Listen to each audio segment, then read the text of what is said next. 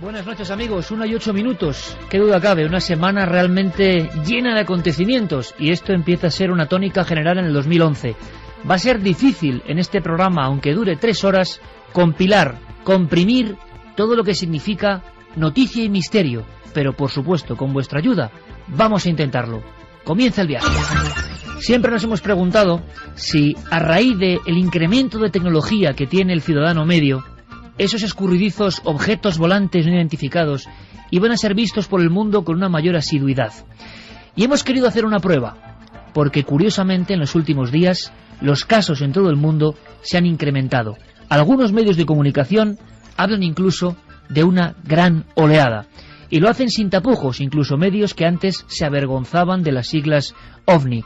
Estaremos esta noche muy atentos, eso sí amigos, a todo lo que está pasando en un país que queremos, que hemos visitado muchas veces.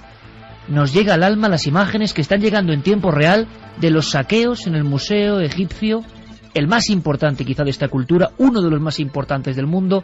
Están ocurriendo cosas increíbles con las que tiene que ver, al parecer, Wikileaks, Internet y un sinfín de historias que os vamos a intentar contar. Así que a pesar de que empecemos con toda la actualidad asombrosa del fenómeno OVNI, estaremos con las vías de conexión directas con lo que está pasando en estos minutos, esta misma e intensa noche en el país de los faraones. Pero todo comenzaba, y por eso el sonido de Jean-Michel Jarre, que siempre acompaña el sonido del cosmos también, en Argentina. Nuestro informativo, hoy a las 3 de la tarde, hoy en el Valle de Uco, Santos Gamboa, una persona se encontraba con un OVNI. Ha ocurrido hace escasas 15 horas. Carmen, Argentina.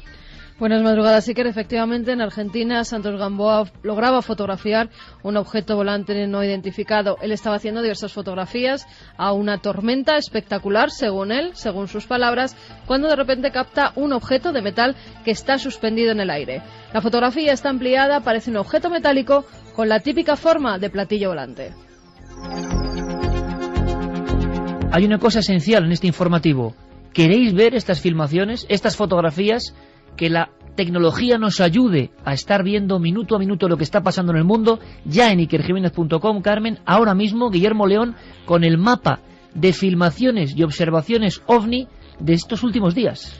Efectivamente, Iker, está el dossier especial de Milenio 3, vuelven los ovnis, y en ese mapa del mundo nos pone dónde se han reportado avistamientos de objetos volantes no identificados. Además está el debate de la semana: ¿qué son los ovnis? ¿Extraterrestres, prototipos secretos o fenómenos naturales? Ayer, no hace meses ni años, ayer en Israel, Javier, pasó algo, compañero.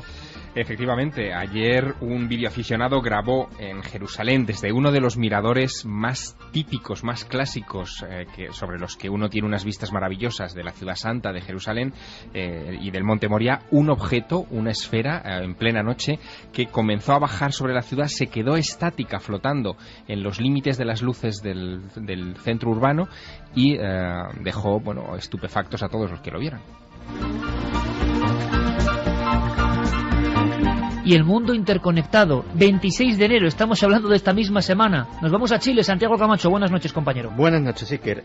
Termas del Flaco, concretamente. Cristian González iba conduciendo su camioneta, su pick-up, cuando observa un objeto zigzagueante en el cielo. Se baja automáticamente del automóvil y toma unas espectaculares fotografías, ya que él piensa que no es una nave conocida, no es ni un avión ni un helicóptero. En esas fotografías vemos la furgoneta, vemos el objeto y, según él, era algo que volaba muy rápido y no hacía ningún ruido. Artefactos sin sonido en diferentes partes del mundo. Ahora, lo más extraño quizá nos llega, Carmen, día 25 de enero, esta misma semana, Colombia. En Aldea del Llanito, las personas, los vecinos de esta pequeña aldea, ven una especie de objeto que se mueve de forma horizontal.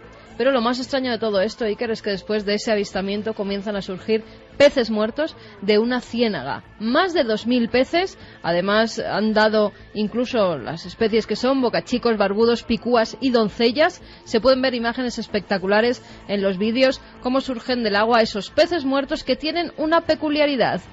Todo después de ver esa luz, una luz muy potente, que están quemados, tienen las escamas quemadas. 1:13, viajamos a Estados Unidos, Javier. Este mismo martes, el día 25, a la vez que estaban ocurriendo esos fenómenos en el sur del continente americano, en el norte, en Carolina del Norte expresamente, varios testigos observan un objeto triangular compacto que vuela a menos de 100 metros del suelo, que emite luces blancas en sus extremos y tiene una luz roja en el centro, que recuerda algunos prototipos militares secretos de los que se viene hablando desde hace años, pero que no se identifica con ninguno de ellos, y que provoca, y esto es interesante, todo un efecto de histeria en los perros que están cerca del lugar de la observación de este objeto. Una vez más, animales que parece que detectan algo. Y los hombres detectamos algo, nuestras cámaras parece que han sido protagonistas. De nuevo en Colombia. Y el mismo día 25, especialmente intenso, Santi. El mismo día 25, en las proximidades del volcán nevado de Huila, se observan varios objetos que vuelan a gran velocidad, también sin ruido como en estos casos. Los vecinos no muestran especial sorpresa porque esto se viene produciendo casi a diario con cierta asiduidad desde hace casi 2 meses y lo achacan a que quizás los tripulantes de estos aparatos, ellos no dudan que son aparatos tripulados, pueden tener algún tipo de curiosidad hacia el volcán o los efectos geológicos que pueda tener. Otro clásico, volcanes, montañas y objetos cerca de instantes de erupción o de terremoto. A las 7:20 de la mañana un vecino lleva a su hijo hasta la escuela y se encuentra con que hay varios coches casi parados en la carretera porque están viendo un objeto volante no identificado de forma triangular. En cada uno de los vértices de ese triángulo hay varias luces, dicen que se van cambiando de color rojo, azul, blanco, muy brillantes. El avistamiento dura varios minutos. Son muchos los coches Iker que se paran en la carretera en Knoxville, en Tennessee, y empiezan a ver cómo ese objeto a gran velocidad atraviesa los cielos para después desaparecer. Toda la información, repito, podéis seguirla en tiempo real, es la maravilla de la tecnología, la misma que ha captado estos supuestos ovnis en el mundo, a través de ikerjimenez.com, el mapa del mundo con lo que está ocurriendo ahora, prácticamente ahora. Hay que ir a un enclave de poder, a un enclave sagrado, no es cualquier lugar este, Javier. Chichén Itzá, México. La semana en la que estamos arrancaba este lunes con el avistamiento y la filmación de un objeto volador no identificado de color negro con forma de estrella que sobrevuela la zona arqueológica. El vídeo se puso inmediatamente en internet. Horas antes en Florida, Santiago. En un lugar que se llama Coral Springs, un testigo observa 2 enormes esferas luminosas de color anaranjado que emiten una luminosidad fosforescente y que pasan volando prácticamente a ras de suelo. En este caso él no tiene ningún tipo de elemento para hacer una fotografía, pero sí que ha publicado en internet pues dibujos de su experiencia. Algo de lo más extraño en toda esta semana. Hacía tiempo que no se hablaba de ellos y nos ha sorprendido que aparezcan en un lugar tan remoto, tan lejos del mítico Reino Unido. Algo ha ocurrido en Indonesia. En la localidad de Krasakan, una figura geométrica de más de 70 metros de diámetro aparece en un cultivo de arroz. Está cerca del monte Suru, que es desde donde se realizan las fotografías de este gigantesco dibujo geométrico, donde se ve un círculo grande, 2 círculos más pequeños dentro de él y justo en medio un triángulo. Además, lo relacionan los vecinos con objetos volantes no identificados. Vamos de nuevo a Estados Unidos, Javier. Pues el pasado domingo, el día 23 de enero, en La Porte, Texas, se observa un objeto que rompe todos los moldes de lo que nosotros tenemos inventariado como platillos volantes. Se trata de un objeto con forma de lágrima, con una especie de alas hacia atrás, que tiene 3 luces de gran intensidad en la parte delantera, de color naranja, y 2 luces a cada lado, también muy extrañas, y que es visto en pleno día, a las 11 de la mañana, por infinidad de testigos. Los ovnis no son solo nocturnos, evidentemente. Muchos de los casos de esta semana han tenido lugar en pleno día. Cámaras, fotografías y como si ahora tuviésemos aquí el teléfono rojo, Estados Unidos y Moscú, vamos a la antigua Europa del telón de acero. 18 de enero, Moscú, Carmen. En Moscú, una filmación, un objeto con forma de rombo. Se puede ver perfectamente, es muy brillante.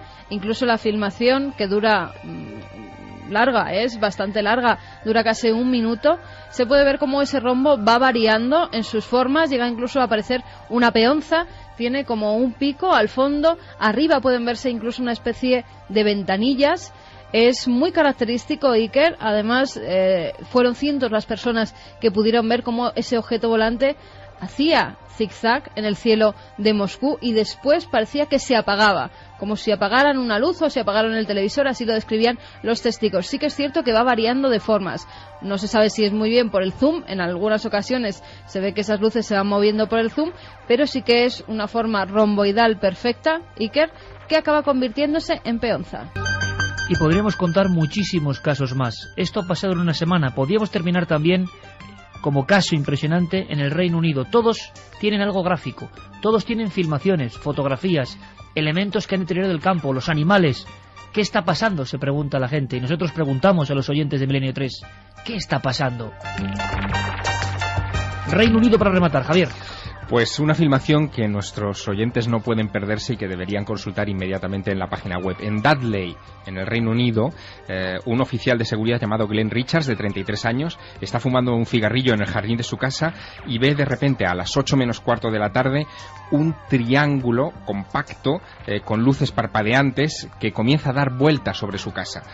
Se asusta, pero entra dentro del domicilio, avisa a su hija pequeña y a su sobrino, que en esos momentos lo acompañan, lo ven e inmediatamente dan cuenta de ello en Internet. Se colocan en las redes sociales para buscar a ver si hay más información sobre ese triángulo y se encuentran con la filmación que nuestros oyentes pueden ver. Una filmación tomada hace un año en un lugar muy cercano, sobre un centro comercial, y que es realmente sorprendente. Fue obtenida por un teléfono móvil y en lo que se ve es algo que parece un vehículo, en fin, como los nuestros, como un avión extrañísimo, que también hace tiene las mismas características de vuelo. Da vuelta sobre sí mismo ese triángulo y es perfectamente visible, es decir, no se trata del típico ovni difuso. Algo, desde luego, está sucediendo en los cielos de Dudley y allí lo han bautizado a este fenómeno como el triángulo Dorito de Dudley, porque recuerda a los famosos snacks Doritos, ¿no?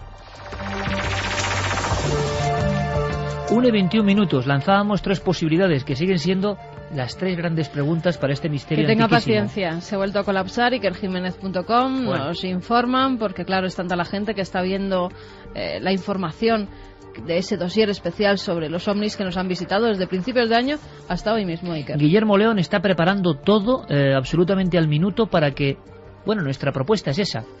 Si tenemos tantas posibilidades de escrutar el mundo, si tenemos tantas formas de escanear lo que es cada milímetro casi del planeta Tierra, estos objetos tan escurridizos llamados ovnis, que siempre parece que llegan de puntillas y se marchan de la forma más extraña, ¿serán captados de forma masiva?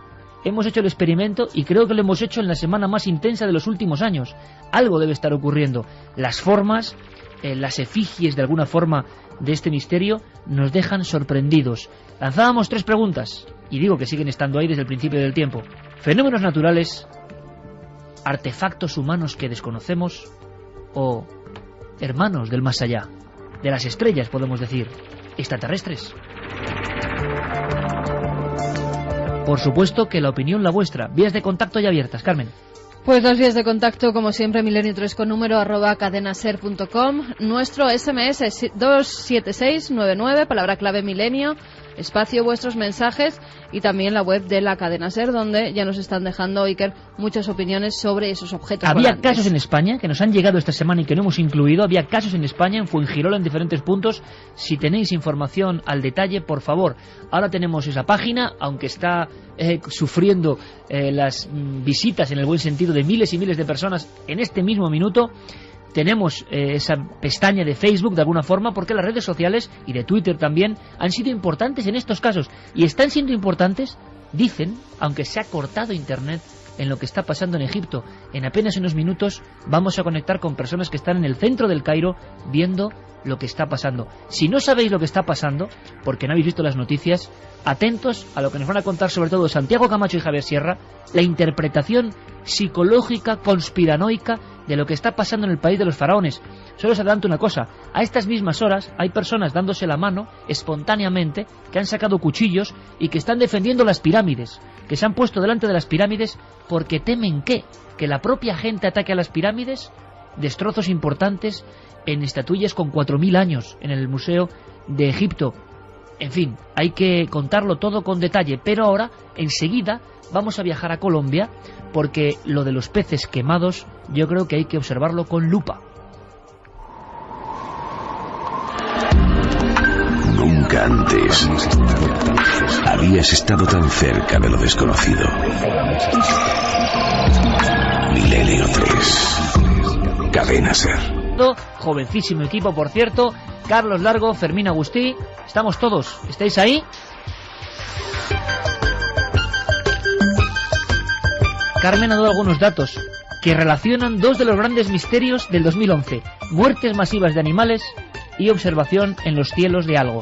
Conectamos con los compañeros de Caracol porque han estado en ese río, en ese lugar, en esa ciénaga. Han visto los miles de peces quemados, muertos, han subido a la superficie. Y aquí lo interesante es que las personas habían visto perfectamente las evoluciones de una especie de luz que irradiaba en las aguas. Escuchemos. En el video grabado por un habitante del corregimiento El Llanito en Barrancabermeja se observa una extraña luz en la mitad de la ciénaga. Mami, ¿eso qué es? ¿Eso qué es? Mayra Pedrosa, otra habitante del Llanito, también observó la luz. Primero ya un ruido que un zumbido pero enorme. Ya después se le quitó el ruido y empezó la luz. Iluminó. La misma luz fue vista por otros habitantes que al día siguiente quedaron sorprendidos cuando salieron como todos los días a pescar y observaron una mortandad de peces justo en el sitio donde se había posado la misteriosa luz. Se viene muriendo primero los peces lisos, que son el bagre, blanquillo, lo que son el barbudo, la raya. Funcionarios de la Secretaría de Medio Ambiente de Barrancabermeja visitaron la ciénaga con el fin de encontrar una explicación a la mortandad de peces, pero no hallaron nada. No se encontró ni objetos, ni residuos de algún choque, nada en absoluto. No se observó ni siquiera a nivel organoléptico, se observó ni aceite, ni combustible, nada sobre la superficie del agua que pudiéramos llegar a pensar que se trataba de algún área de combustión, algún objeto que haya caído, ¿no? Noticias Caracol habló con la Corporación Autónoma de Santander, quien señaló que en los próximos días enviará una comisión especial para esclarecer este hecho. Mucho nos tememos que esas comisiones especiales al final acaban prácticamente en nada. Pocos casos parecidos que yo sepa, que yo recuerde, con animales quemados en el agua de esta forma. ¿Vuestra opinión, compañeros? Pues estamos ante uno de esos casos que yo creo que deben pasar a los anales y a los libros de la investigación, porque en muy pocas ocasiones, como tú muy bien dices, se ha podido relacionar la mortandad, sobre todo de peces, con la aparición de un objeto sobre un lago. Lo interesante es que la filmación a la que hacía referencia esta crónica era una filmación nocturna. Lo que se observa solamente es una esfera luminosa que parece que vuela de manera rectilínea sobre el perfil, intuimos, de la laguna. No llega a tocarla, ni parece que llega a aterrizar en ninguno de los contornos de las orillas de esa laguna. Y lo sorprendente es que se trata de una luz que no solamente fue vista esa noche, la noche del 25, sino que había sido vista en días anteriores y denunciada por otros vecinos. Así que, bueno, estamos ante un misterio en toda regla. Bueno, nos visita esta noche nuestro compañero Pablo Villarrubia, que en su día hizo uno de los libros, yo creo que de referencia, se llamaba Las luces de la muerte, y hablaba de observación de luminarias, por ejemplo, la isla de los Cangrejos de Brasil, ataques a personas, quemaduras en personas.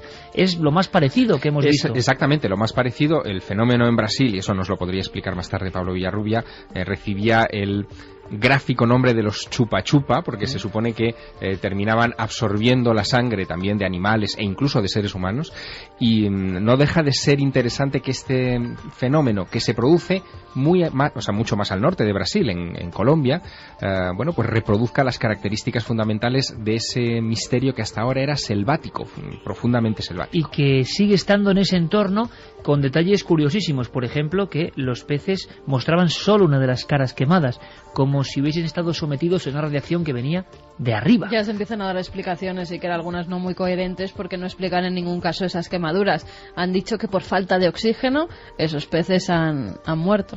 Una hipótesis que es descartable en cuanto un veterinario vaya y vea las quemaduras en las escamas que tienen los animales. A mí esto me recuerda poderosamente una serie de casos que seguro que Javier recuerda, que se dieron en Argentina, era como unos 8 o 10 años, en los cuales uno de ellos incluso en la sede de un regimiento militar en Santa Fe, en los cuales los objetos tenían especial preferencia por charcas, depósitos de agua, abrevaderos, que aparecían completamente secos después del avistamiento del objeto, como si algo hubiese drenado o evaporado por completo el agua. Y recuerdo yo a Daniel Belot, tú te acordarás, Santi, era el año 2002, el veterinario que nos decía, es que han estirpado por dentro a las vacas y muchas veces las vacas aparecían como en un círculo, como si hubiesen sido objeto de un ritual satánico o extraño. Tenían además y con todo bebido, todo el drenaje tenían que tenían unos bebido. Círculos tremendos, los animales, la mayoría eran vacas, unos círculos además cauterizados, es decir, las heridas estaban quemadas alrededor, y nos decía el veterinario que era imposible, que ningún animal en la tierra era capaz de cauterizar una herida después de chupar la sangre y sacar los órganos a un animal. Luego claro. le preguntaremos a Pablo, que vendrá en unos minutos, porque llega directamente de lo que llaman minas del infierno.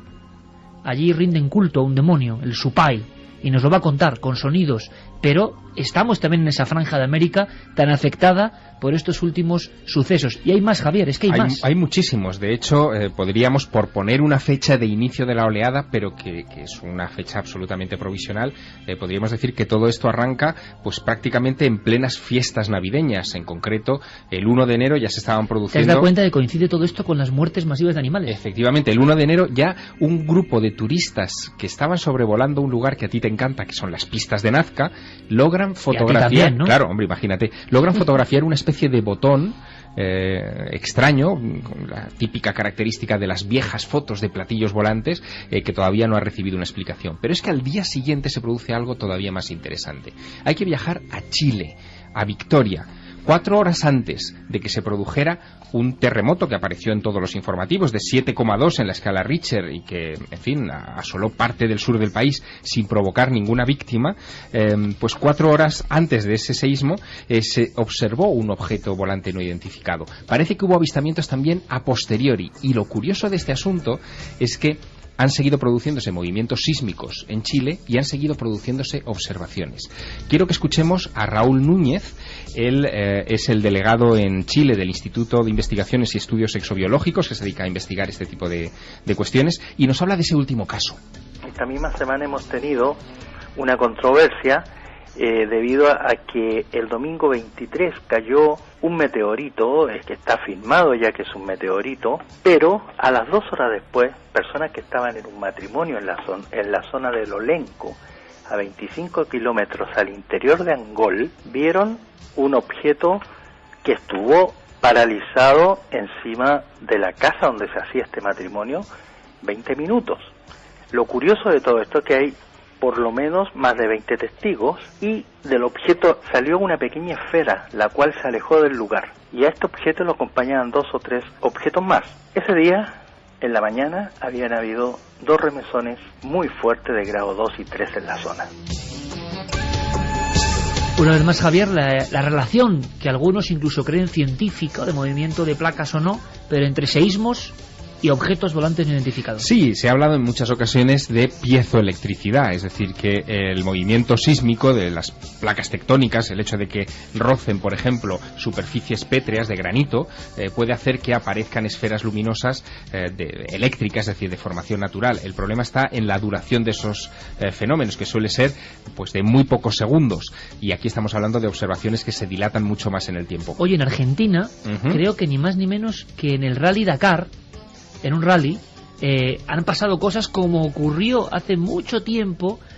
Se habló, tú recordarás algunas viejas fotos en viejos libros, valga la redundancia, de algunos coches participantes en rally sudamericanos que aseguraban que en mitad de la ruta, en una de esas etapas nocturnas, en mitad de zonas desérticas, se habían encontrado con objetos, presencias, y habían sentido casi como un viejo Citroën Tiburón salía, eran observados o elevados. Todo eso quedó en la leyenda o no, pero curiosamente ahora se ha repetido la circunstancia, un rally de prestigio y ovnis. Bueno, aquí, si esto se confirma que es una oleada, y bueno, tiene el aspecto de serlo, hay 2 características fundamentales. Una, que la enorme mayoría de los casos, la gran mayoría de los casos, se está concentrando en el cono suramericano. Hay, por supuesto, en Norteamérica, hay en Europa, hay alguno en Asia, pero sobre todo en el cono suramericano. Y la otra característica es que, claro, todos estos casos no son solamente informes de testigos, vienen acompañados por imágenes. Exacto. Todos llevamos encima, en nuestros días, una cámara de vídeo y una cámara fotográfica en el móvil, y eso hace que en fin, la profusión de documentos gráficos a este respecto sea abrumadora. Es lo que ha sucedido en Argentina. El Día de Reyes, el Rally Dakar 2011, que hace el trayecto ahora entre Argentina y Chile, acercándose a la localidad de Victoria, en Entre Ríos, provoca mucha expectación. Hay mucha gente con sus cámaras de fotos, y una muchacha que lleva una cámara digital, toma varias secuencias al paso de un camión MAN, el número 804 de la carrera, y encima de ese camión observa una mancha perfectamente definida como una lentejita que tiene las características clásicas del platillo volante. Las imágenes se pueden ver en nuestra página web, en ikerjimenez.com, pero lo que sorprende de este asunto es cómo se ha dado a conocer esta imagen y por qué ha saltado a los medios de comunicación. Mira, hemos hablado con Fabio Junco, que es corresponsal en Argentina de la cadena SER, y allí nos habla de cómo ha sido ese proceso de la divulgación de la imagen y el papel que han jugado las redes sociales. Esto fue inmediatamente subido a los portales de internet de la provincia y luego ya pasó a nivel nacional en distintos diarios de Argentina, que solamente por lo de la, digamos, inmediatez periodística de la competencia Dakar no podía dejar de estar, pero del que no ha habido demasiadas precisiones. Solamente de que esta joven la subió primero en su web, en su Facebook, y luego directamente han sido publicadas en diarios nacionales.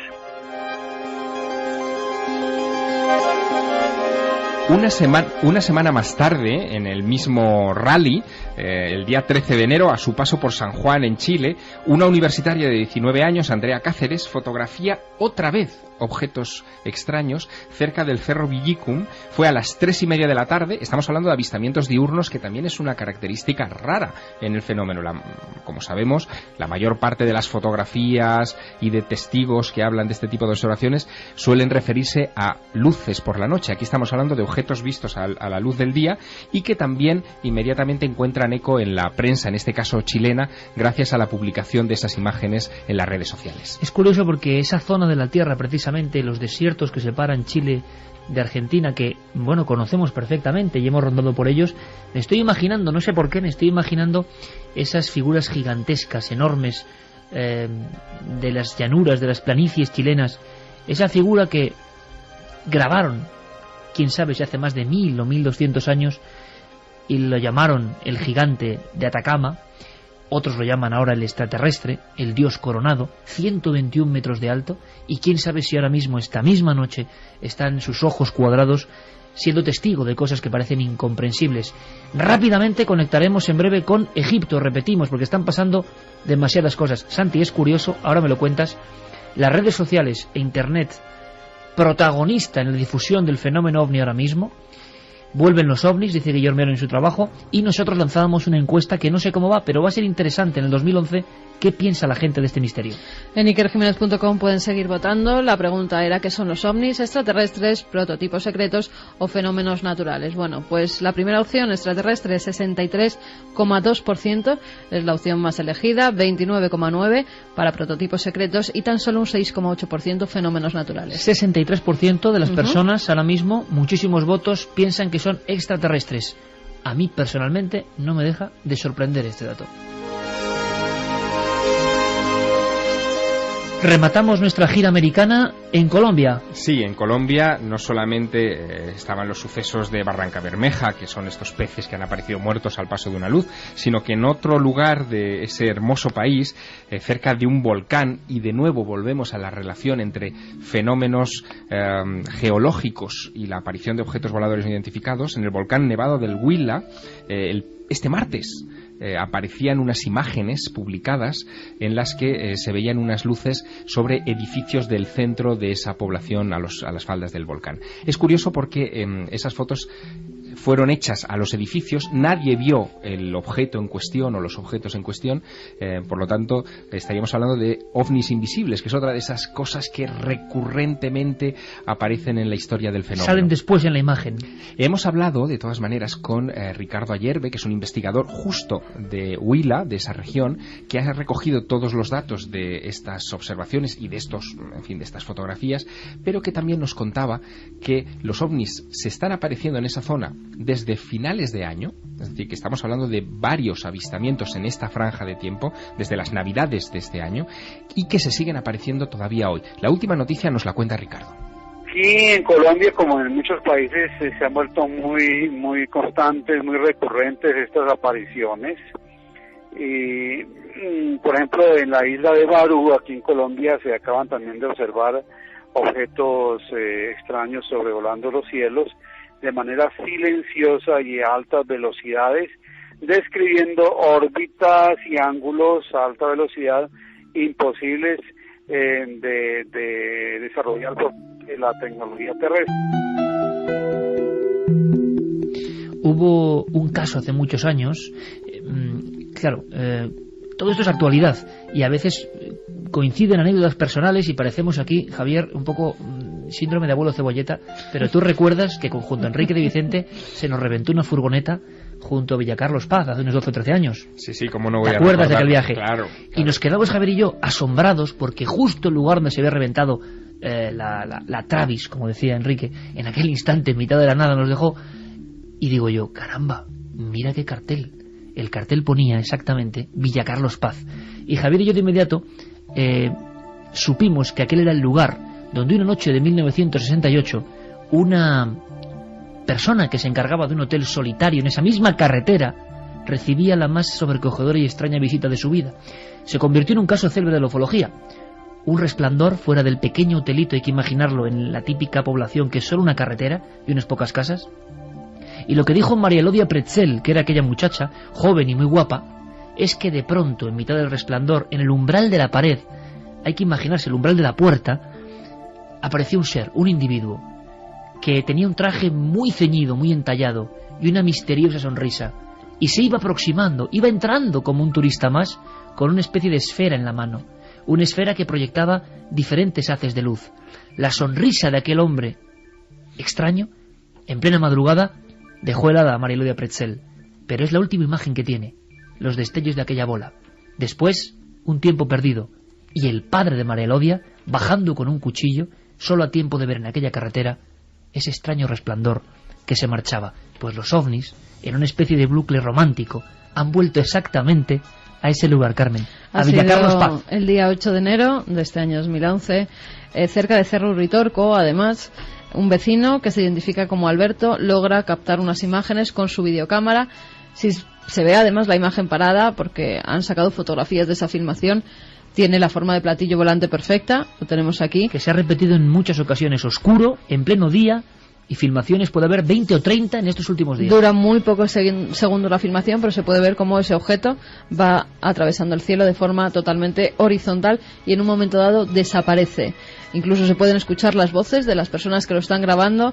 ¿Dónde está? ¿Dónde está? No hay nubes, no se puede meter por detrás de ningún monte, se ve perfectamente la filmación, que es cielo abierto, y ese objeto desaparece ante sus ojos. Muchas personas decían, cada vez tenemos más posibilidades de grabar, de filmar, de fotografiar, y muchos sonriendo decían, ¿y dónde están los ovnis?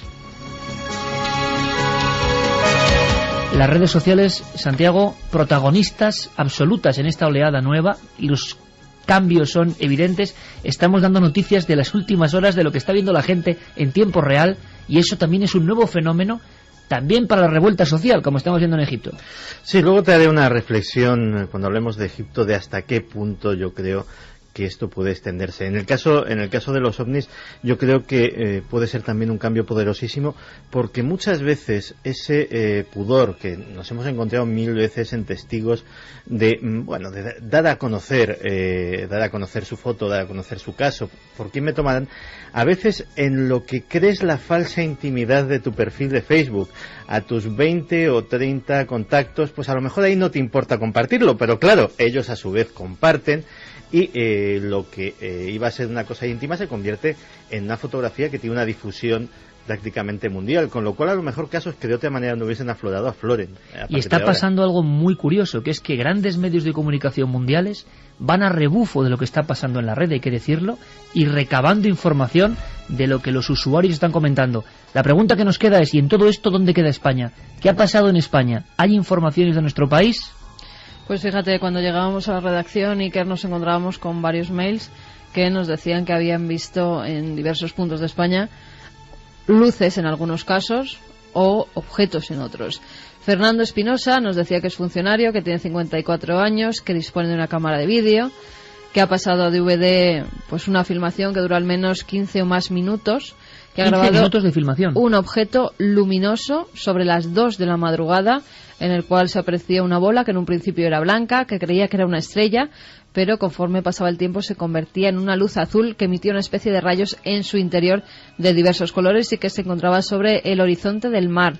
La grabación es desde mi balcón, un segundo piso, y se puede observar los edificios próximos, y que dicho objeto se movía tanto en vertical como en horizontal para finalmente desaparecer. Por supuesto que estamos abiertos.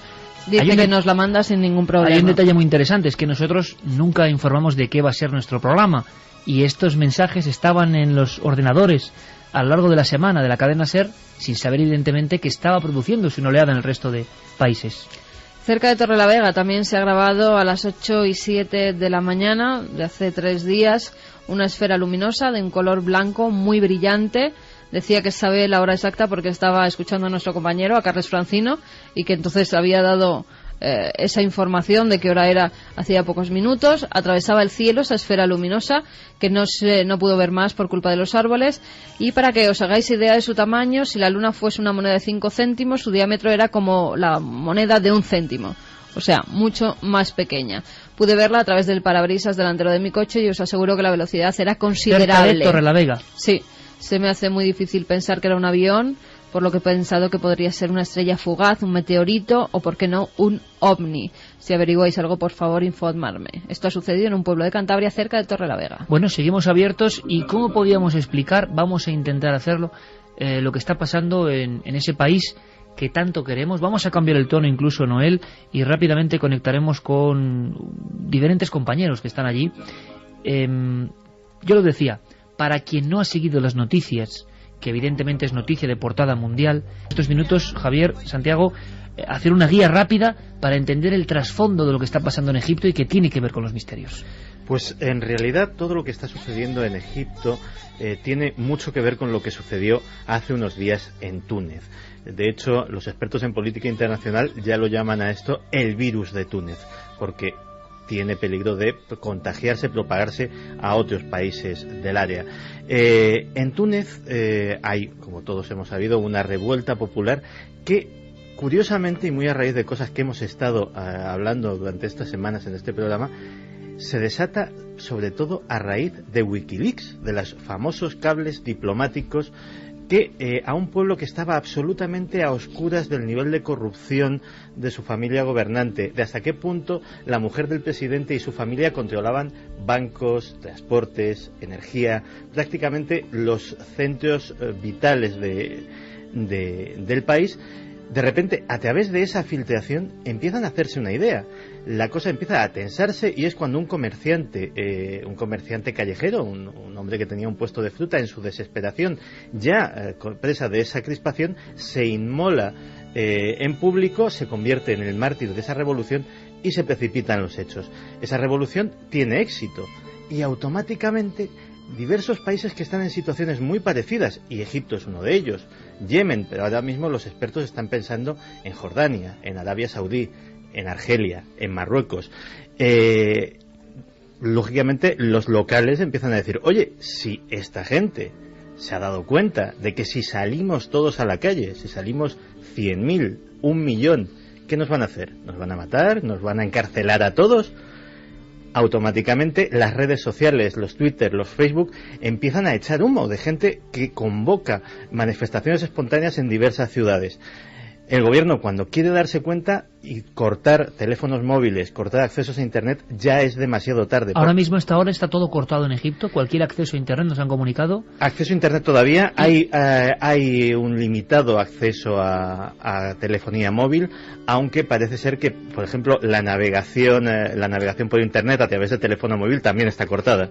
Santi, por los datos que nos van llegando, ha habido una serie de presos que se han escapado de la cárcel y han matado al director. Ha habido unas refriegas tremendas en los últimos minutos. Hay como una sensación de descontrol absoluto, temor en las propias personas egipcias de que ataquen algunos de los tesoros que ellos consideran parte de su patrimonio. Ahora hablaremos de eso. Y Wikileaks, que ya informaba, esto sí que me ha dejado de piedra, Santi ha accedido directamente a los informes.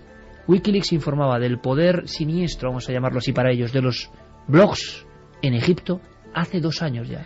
Pues sí, tengo ahora mismo delante uno de los famosos cables diplomáticos, fechado el 30 de marzo de 2009, y que se titula Los blogueros moviéndose del activismo hacia un discurso y libertad de expresión más amplios. Y en un análisis que hace el embajador a Washington, muy certero, pues dice cómo los blogueros egipcios tienen cada vez más poder, como hay 160.000 personas en Egipto que tienen un blog, que es un dato importante, como de esos 160.000, prácticamente el 40% son blogs de contenido político, como de ese 40%, la práctica totalidad son muy críticos con el régimen de Hosni Mubarak, y que realmente alerta este embajador visionario de que eso podía dar lugar a un movimiento social que se saliera de Internet y que pudiera convertirse en una oposición como Dios manda, por decirlo en plata. Por supuesto que hablaremos de lo que está pasando ahora mismo en el epicentro del Museo Egipcio, y Nacho Ares ya está haciendo prácticamente el recuento de las piezas. Hay escenas, ¿verdad, Carmen?, que nos han llegado de algunas estatuillas importantes, figuras que todos hemos visto, que solo quedan los pies. Sí. O sea, que han sido y dos momias, rebanadas, que no sabemos todavía cuáles son, que están dañadas, pero sí, al parecer hay decenas de figuras que han sido rotas. Nos decían desde Egipto que bueno, que no parece muy grave, que podrán restaurarse, pero que sí que es cierto que han sufrido daños, que dentro. ¿Quiénes y fíjate, han sido? Decían las noticias ahora que estaban temiendo que el fuego que se ha producido en el centro del Cairo llegue las llamas hasta el museo, porque está bastante cerquita, no pueden contener ese incendio, y lo que está pidiendo Zahi Hawass desde las televisiones egipcias es que por favor que manden a todo el ejército. Está pasando ahora, Iker. Está pasando ahora, y entonces minuto a minuto vamos a seguir lo que ocurra y conectaremos con compañeros. Javier, tú has hablado, me parece tremendo el término en ocasión, un poco el síndrome de los faraones. Sí, lo he comentado un poco en petit comité porque creo que podría estar detrás de lo que está ocurriendo en estos momentos y de la revuelta social que estamos viviendo, ¿no? Tiene que ver con lo siguiente.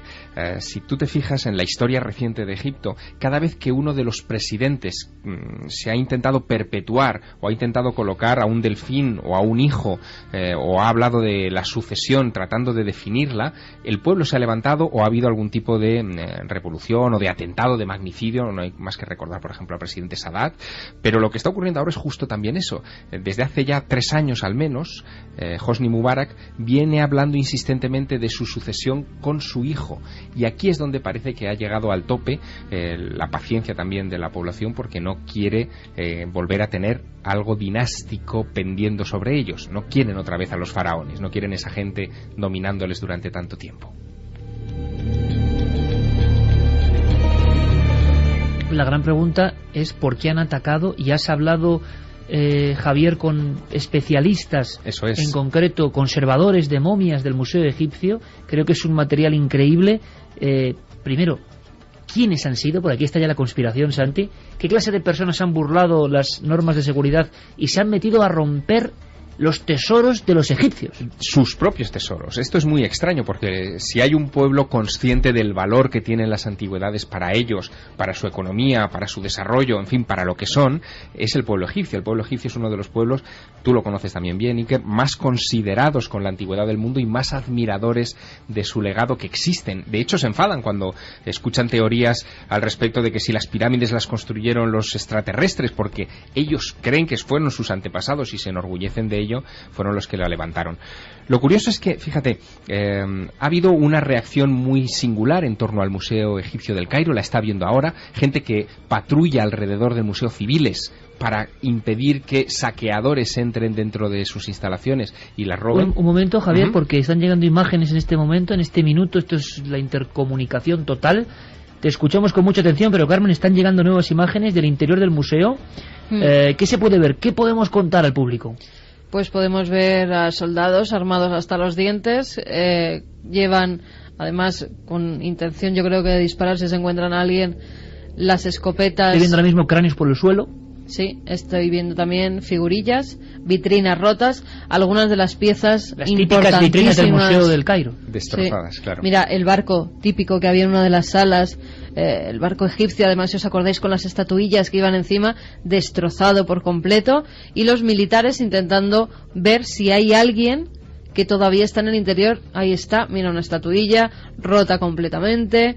Carmen, nosotros hemos conseguido hablar hace unos minutos, justo antes de empezar el programa, con Mohamed Osman, que es uno de los conservadores de esas momias que estamos viendo en imágenes destrozadas en el suelo. Y Mohamed Osman, que trabaja para el Museo del Cairo, que todos los días pasea por esos pasillos increíbles, nos estaba contando que la situación está muy mal. Vamos a escucharlo.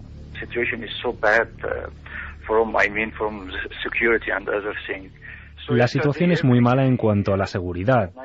Ayer por la tarde 9 personas interrumpieron e intentaron atacar el museo para robar algunas piezas, pero solo provocaron algunos daños en algunas piezas de madera y algunas antiguas momias.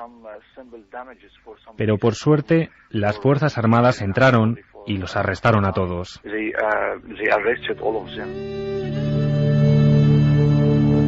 La situación se está complicando por momentos porque los medios de comunicación se están focalizando sobre todo en lo que ocurre en el Cairo, que es donde está centrada toda la atención, pero ya hay focos en otras partes del país donde también hay museos y colecciones importantes de antigüedades.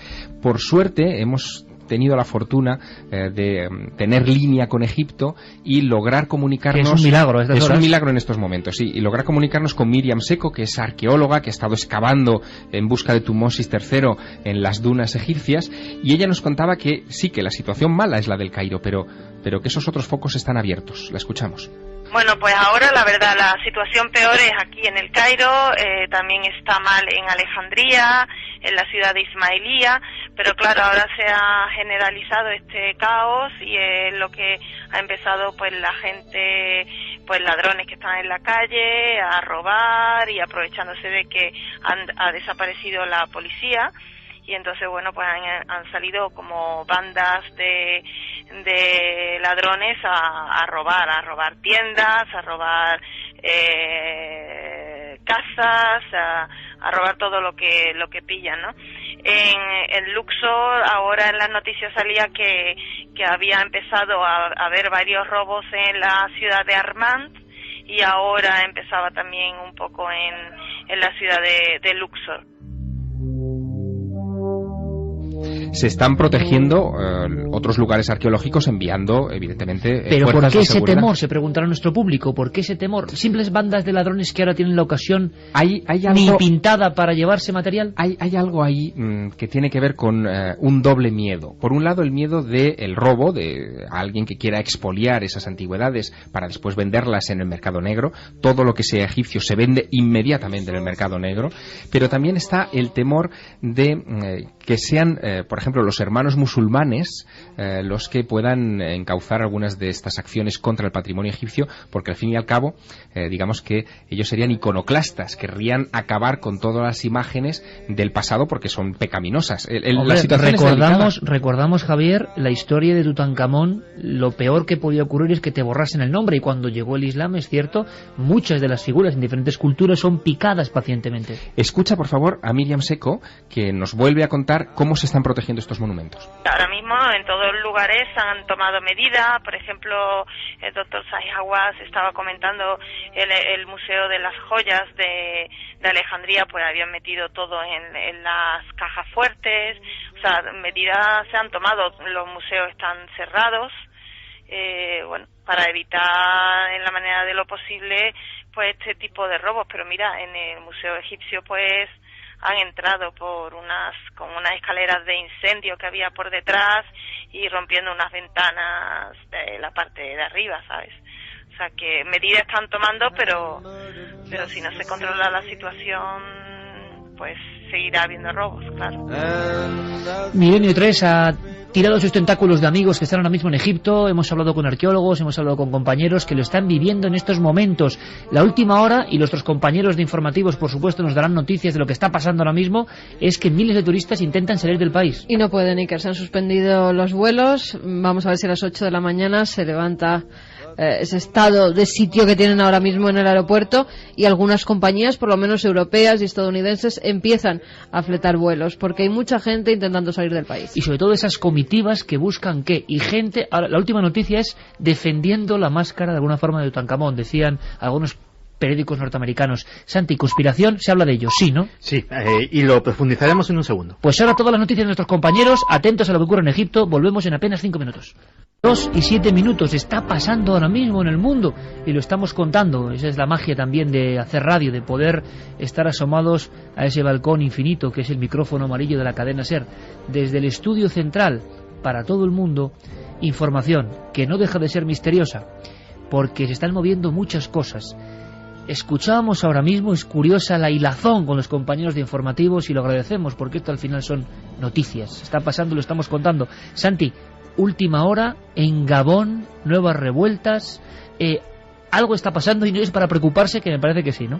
No, es para preocuparse, y sobre todo los que más tienen que preocuparse posiblemente son los regímenes no democráticos, hasta el punto de que, por ejemplo, la noticia de hoy es que China ha censurado la palabra Egipto en Internet, es decir, en un buscador, en Twitter, en cualquier sitio buscas Egipto y sale un aviso que dice que según las normas del servicio no podemos atender a esta búsqueda. Como si fuera una palabra tabú. Efectivamente, porque lógicamente están temiéndose mucho los efectos del posible contagio.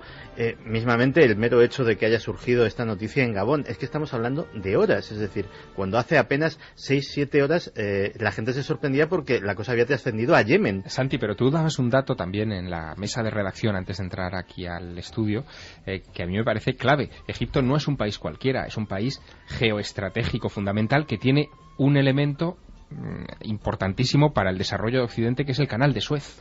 Efectivamente, o sea, ya a raíz de eso, simplemente por la crisis que hay montada en Egipto, eso ya ha hecho subir el precio del petróleo, ya ha hecho que determinados mercados de futuros, por ejemplo, los que tienen que ver con las exportaciones japonesas y chinas, estén modificando sus precios, porque si el canal de Suez cierra por cualquier razón que sea, el comercio mundial de petróleo, de mercancías procedentes del Extremo Oriente, etcétera, etcétera, se queda absolutamente colapsado y...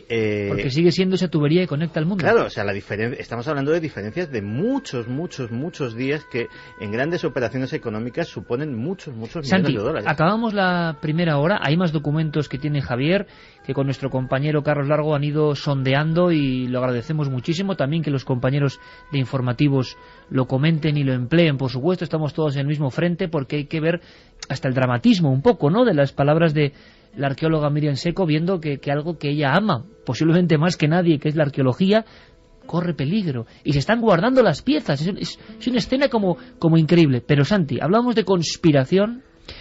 Solo te pregunto, te lo decía hace unas cuantas horas, oye, ¿qué se está diciendo en esos foros que tú controlas? En ese mundo paralelo, pero que empieza ya a ser muy importante, de la conspiración, de lo que está pasando. ¿Lo tenían ya claro? ¿Estaba escrito? ¿Hay poderes ocultos también? Vamos a ver, una de las cosas que sobre todo en foros especializados en temas de inteligencia, algunos de ellos con fuentes muy bien informadas, resaltan es que, por ejemplo, en sitios como la sede de la CIA, a día de hoy cunde el desconcierto y no poca inquietud a raíz de todo lo que está sucediendo, porque también para eso Egipto es un país clave.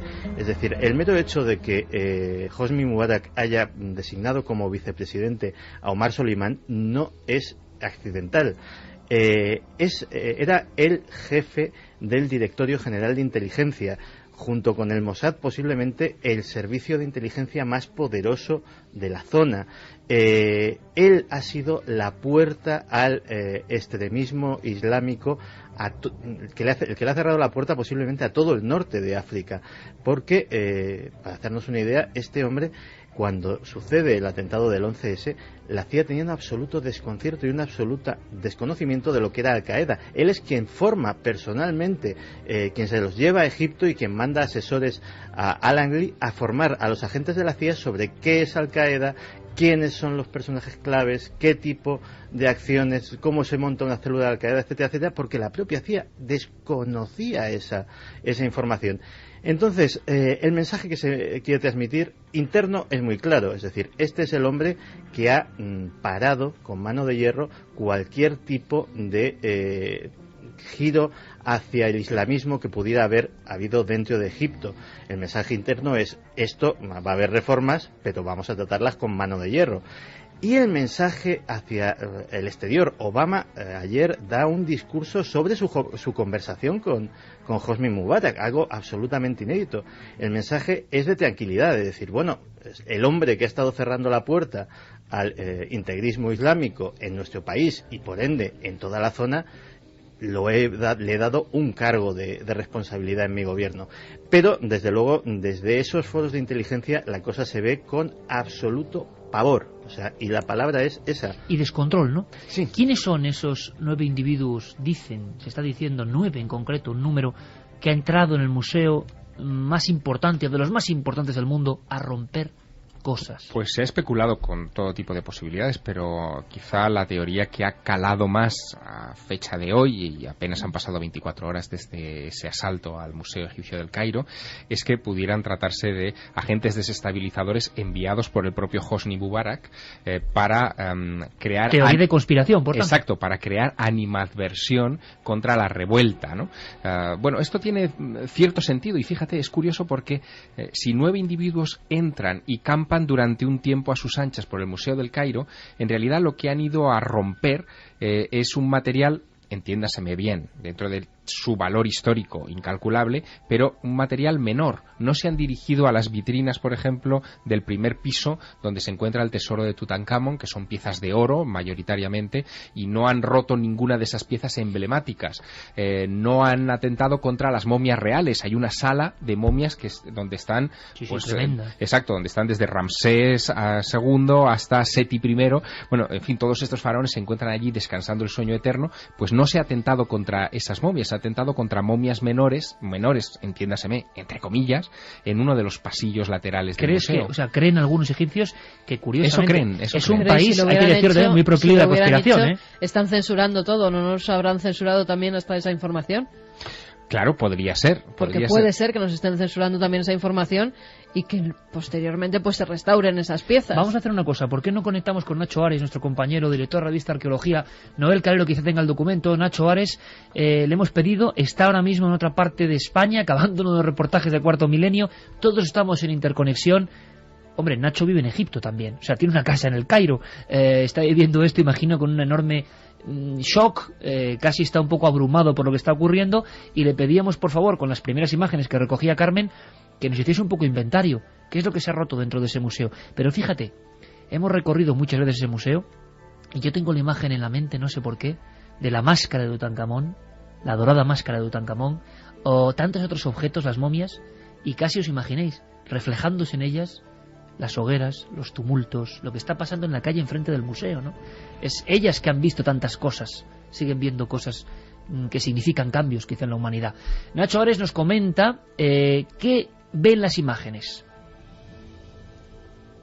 Hombre, yo no creía que se iba a llegar a este punto. O sea, yo recuerdo que en el día de ayer, el viernes, cuando toda la problemática suscitada por la reclamación de mejoras políticas llevó a la gente a la calle, bueno, pues veía, y también hablando con amigos de allí, comentaban que la situación era tensa, y sobre todo el mayor problema es que se acercaban al Museo del Cairo, donde pared con pared, en la parte de la biblioteca del museo, está uno de los edificios del gobierno que ha ardido totalmente, lo hemos visto en las imágenes de televisión, y que eso pudiera dañar al propio museo, ¿no?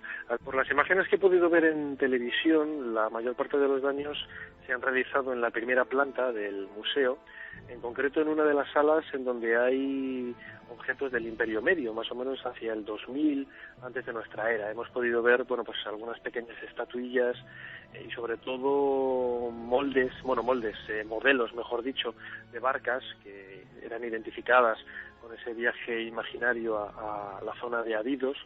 y que, bueno, pues han roto los cristales que las cubrían y, bueno, los deterioros son aparentemente, bueno, pues por lo menos recuperables, ¿no? En el sentido de que las piezas, no voy a decir que sean menores, pero tampoco se pueden comparar con otros grandes tesoros que hay en el museo. Y luego, pues, destrozos del tipo al haber roto los cristales de las vitrinas, pues daños a otras piezas como estatuillas hemos visto de algunos oficiales o personajes importantes, pero todas del mismo periodo, más o menos del Imperio Medio hacia el 2000 a.C. Figurillas con 4.000 años, ahí queda eso, que están siendo rotas. También es extraño, ¿no? Alguien que ha hecho ahí dentro vandalismo, o rompe todo o roba, pero es una amalgama como simbólica un poco curiosa. También opina nuestro público, por supuesto, vías de contacto, Carmen, repetimos, y también la encuesta. 27699, palabra clave Milenio, espacio vuestros mensajes, milenio3 con número, @cadenaser.com y www.cadenaser.com. Vamos a ver cómo va la encuesta en ikerjiménez.com, debate de la semana, ¿qué son los ovnis, extraterrestres, prototipos secretos o fenómenos naturales? Bueno, pues no tiene límite. Extraterrestres, 65,5%. 28,3 prototipos y fenómenos naturales, tan solo un 6,2. ¿Qué opina el público de lo que está pasando ahora mismo en, hay que decirlo, cuna de la civilización mediterránea también, Egipto? Pues mira, Mesías nos dice lo de los países árabes es solo el principio, se extenderá a todo el mundo y sucederá lo que está escrito. Hay muchos mensajes un tanto apocalípticos. Madre mía. Enrique de Aranjuez, la principal fuente de ingresos de Egipto es el turismo. Si lo destruyen todo, ¿qué será del país? Según Al Jazeera, hay un grupo muy cercano del museo intentando entrar. Los militares están disparando. Imágenes ahora mismo de Al Jazeera Online. Yo estoy en Al Jazeera Online, llevamos consultando la página mucho tiempo, por lo menos estas imágenes no han salido todavía, nos lo decía Germán David. Yihad, alguien que firma así, nos dice la biblioteca de Alejandría ardió, todas las reliquias egipcias arderán también y después llegará la Guerra Santa y el Islam imperará en el mundo. Claro, con todo esto el inconsciente colectivo también tiene sus respuestas, en fin, que cada uno... Esto es un programa libre, puede opinar lo que quiera, pero mucha gente piensa algunas cosas. Y los radicales también. Claro, y ha empezado a cundir cierto pánico también en la clase dirigente egipcia, porque sabemos que a estas horas los hijos de Hosni Mubarak han aterrizado ya en Londres, han huido, por lo tanto, del país, y la duda era si también algunas autoridades que no son más afines, más cercanas, pues se mantienen en sus puestos, defendiendo, en fin, su misión, o si también han huido. Me refiero en concreto al doctor Zahi Hawass, que es hombre del gobierno. Es el Indiana Jones egipcio, todo lo tenemos en la mente, ¿no? Indiana Jones egipcio, pero quizá la mano derecha de Madame Mubarak, de la primera dama, y uno de los... Un poder tremendo. Y uno de los personajes que ha sido propuesto en varias ocasiones a ministro de Cultura, nada menos, que ahora es el director del Consejo Supremo de Antigüedades y que tiene las llaves de todos los monumentos de ese país. Bueno, pues al preguntarle a Mohamed Osman, a este conservador de momias del Museo del Cairo con el que hemos hablado, si el doctor Hawass sigue en su puesto, nos decía esto. No, Zahi Hawass está todavía en el país y apareció en televisión. Está todavía aquí. Apareció en televisión para explicar la situación del museo y esta tarde estuvo allí y habló para los medios. Y también el director del museo. No. Está todavía en Egipto.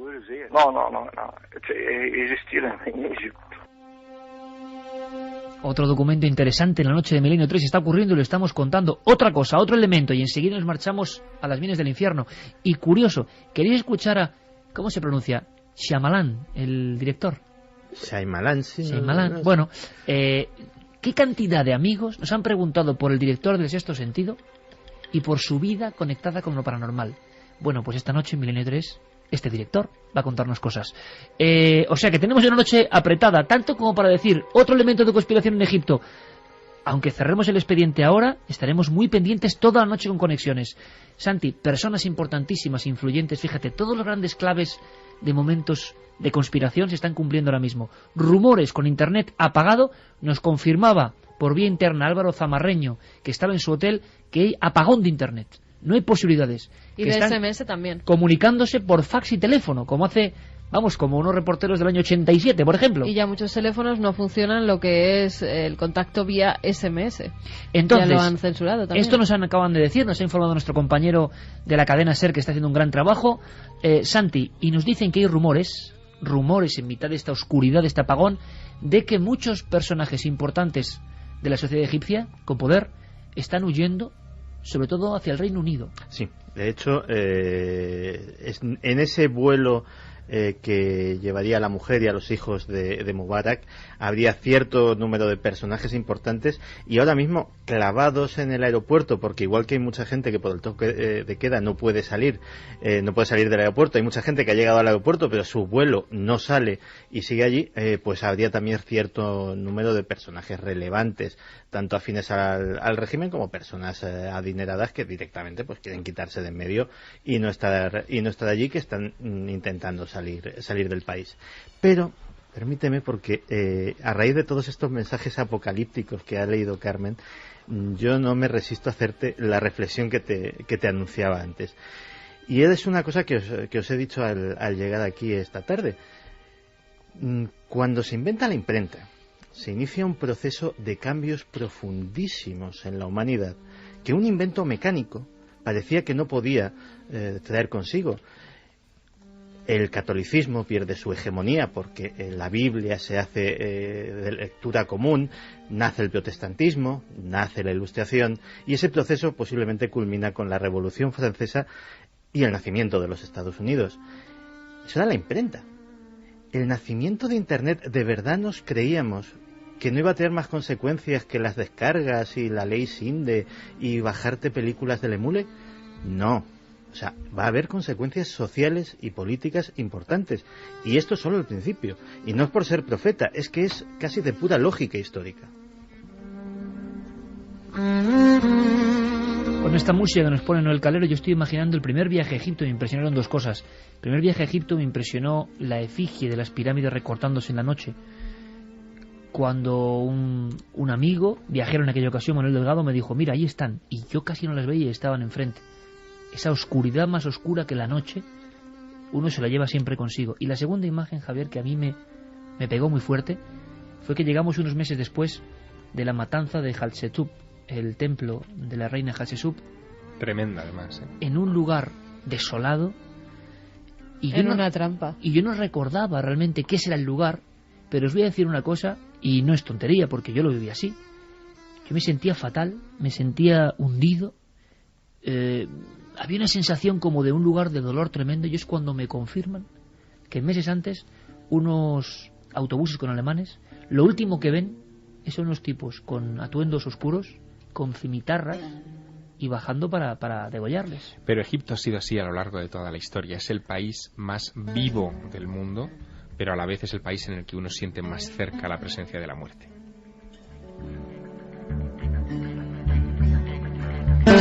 Ese doble mundo, ¿verdad? Del viaje al más allá en las entrañas de la tierra y de la vida que hay en la superficie.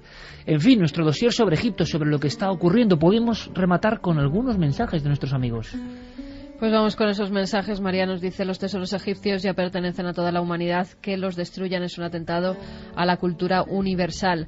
Florina desde Madrid, hechos de carácter forteano, lluvias extrañas, aluviones de animales muertos, luminarias inexplicables en el cielo y en el agua, llevan sucediéndose desde hace siglos. Y ahora nos preguntamos si es que en esta época estos sucesos ocurren con similar cantidad y periodicidad de siempre.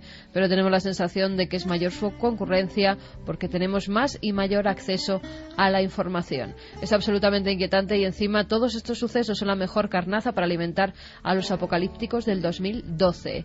Y Mix nos dice política, religión, economía, el mundo se desmorona, los cimientos eran de muy mala calidad. Cecilia Saiz, están los países árabes muy revueltos, espero que no se cumplan las profecías del apocalipsis. Sois estupendos amigos, besazos. Desde Mercadal, en Cantabria. Creo que el universo es demasiado grande porque vamos a ser los terrícolas sus únicos moradores. Lo que me pregunto es ¿qué querrán de nosotros? También está ese miedo, ¿eh? Así vienen los extraterrestres, lo que dijo... Es el miedo al cambio, Carmen. O sea, está cambiando el mundo debajo de nuestras narices en Egipto y está cambiando también nuestra percepción del universo. Y todo a la vez, porque esos mensajes o esas declaraciones, por ejemplo, de Stephen Hawking hace muy poco tiempo, o esas informaciones... Hay que temerlos. Exacto, que hay que temerlos. O esas informaciones sobre si la ONU tenía o no una embajadora preparada en el caso de un contacto. Pues todo eso también es una señal de que algo muy profundo está cambiando en esta especie. Y lo estamos comentando, lo estamos contando. Por cierto, vamos a hacer una cosa. Un viaje a las entrañas de la Tierra. Se está comentando mucho eso de entrañas de la Tierra. Y hay un lugar donde parece que esas tuberías del mundo conectan casi con el infierno. Y lo vamos a visitar en apenas pensando. ¿Y tú cuál es la imagen que tienes de Egipto? Del museo, por ejemplo, de algún lugar que impresiona como una viñeta, porque eso ahora mismo corre cierto peligro. Hombre, la imagen que se te queda en el museo es la máscara de Tutankamón, que siempre está, pero hay muchas estelas muy extrañas, algunas que pudimos ver muy de cerca, que están casi escondidas porque se apelotonan, hay tantas cosas que ver en el museo. ¿Qué estará pasando en los sótanos de ese museo ahora mismo? Pues me imagino que todo lo de arriba lo estarán metiendo abajo, para salvarlo. Vaya escena también, ¿no? La imagen mía del museo egipcio es muy singular. En la planta baja, en la zona del Imperio Antiguo, al fondo hay una pequeña entrada, un pasillo que da a los servicios. Y justo al lado de esa puerta de entrada hay un pequeño tocho de piedra en el que nadie se fija, no hay etiqueta, no hay marca, no tiene ninguna importancia, ninguna significación, ningún grupo de turistas se detiene. ¿Sabes lo que es eso? Un trozo de la barba perdida de la Esfinge, de Giza.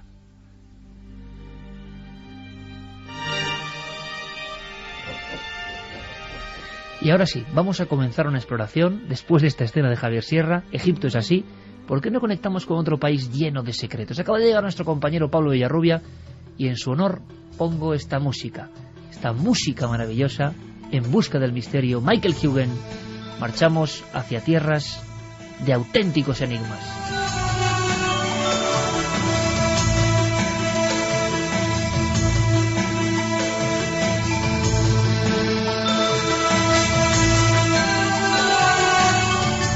Ahora queremos ir al infierno.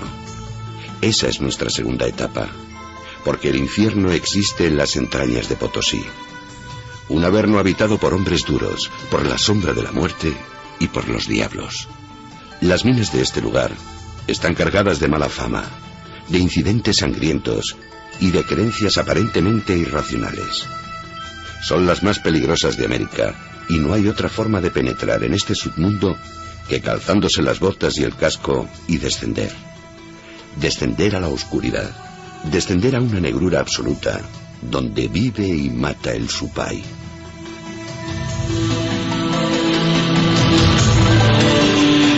Nuestra nave se mete debajo de la tierra.